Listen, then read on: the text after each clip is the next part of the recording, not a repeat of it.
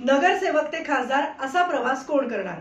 पुण्याचे महापौर मुरलीधर मोहोळ पुण्याचे खासदार होणार की भाजपच्या बालेकिल्ल्याला खिंडार पाडून आमदार झालेले काँग्रेसचे रवींद्र धंगेकर त्यांच्यावर पक्षाने टाकलेला विश्वास पुन्हा एकदा सार्थ करणार? पुण्यातलं सध्याचं वातावरण पाहता पुणेकर नेमका कोणाला कौल देणार?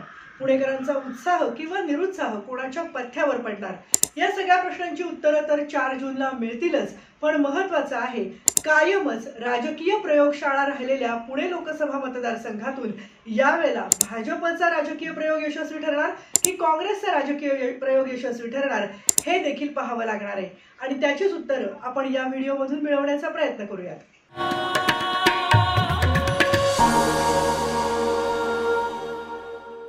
पुणे लोकसभा मतदारसंघ काँग्रेस आणि भाजप या दोन्ही पक्षांसाठी तितकाच प्रतिष्ठित आहे.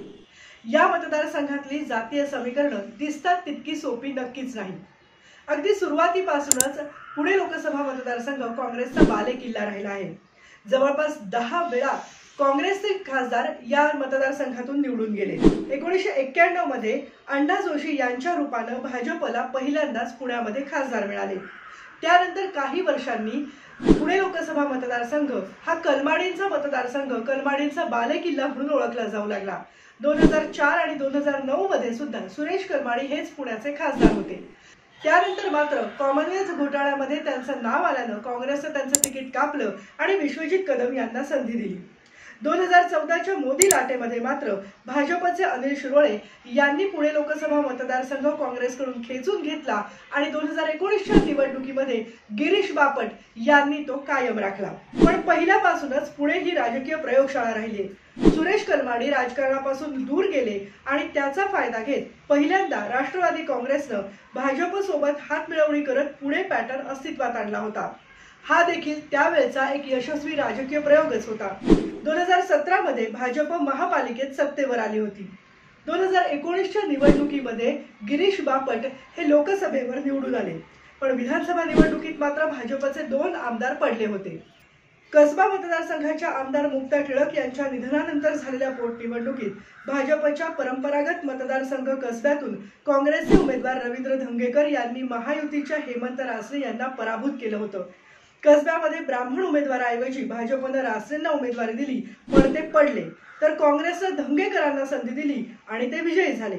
27 वर्ष ही जागा भाजपच्या ताब्यात होती. त्यानंतर लोकसभेतही ब्राह्मण उमेदवार दिला जाणार की मराठा कार्ड खेळणार यावर चर्चा सुरू होती. गेल्या विधानसभा निवडणुकीत तिकीट डावललेल्या मेधा कुलकर्णी यांना थेट राज्यसभेवर पाठवण्यात आलं. 2019च्या निवडणुकीत मेधा कुलकर्णी यांच्याऐवजी भाजपनं चंद्रकांत पाटील यांना उमेदवारी दिली आणि ते निवडूनही आले. कोथरूड मतदारसंघात ब्राह्मणऐवजी मराठा उमेदवार देणं हाही एक प्रयोगच होता असं म्हणावं लागेल. आता लोकसभा निवडणुकीच्या वेळेस भाजपनं बाहेरून उमेदवार आयात करण्यापेक्षा स्थानिक नेते आणि शहराचे महापौर मुरलीधर मोहोळ यांना उमेदवारी दिली आहे. मोहोळ आणि धंगेकर हे दोघंही मूळचे पुण्याचेच आहेत.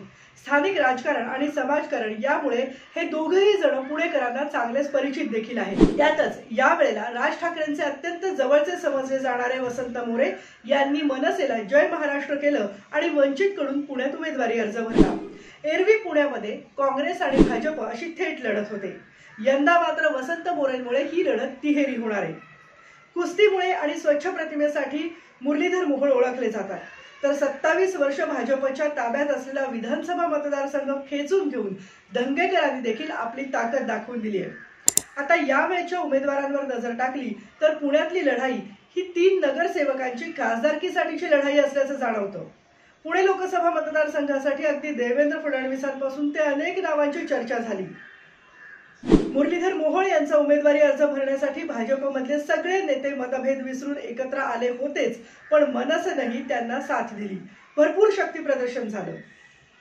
आता प्रचारासाठी पंतप्रधान नरेंद्र मोदी आणि काँग्रेसच्या नेत्या प्रियांका गांधी जातीनं इथे येणार आहेत. आणखी एक महत्वाची गोष्ट, या राजकीय प्रयोगशाळेतल्या निकालाकडे संपूर्ण जगाचं लक्ष लागले असं म्हटलं तर वावगं ठरणार नाही. कारण बहुसंख्य पुणेकर परदेशात स्थायिक झाले. मूळ पुणेकर हे पेठा किंवा त्यांच्या मूळ घरांपासून लांब गेले, महानगर किंवा परदेशांमध्ये स्थलांतरित झाले.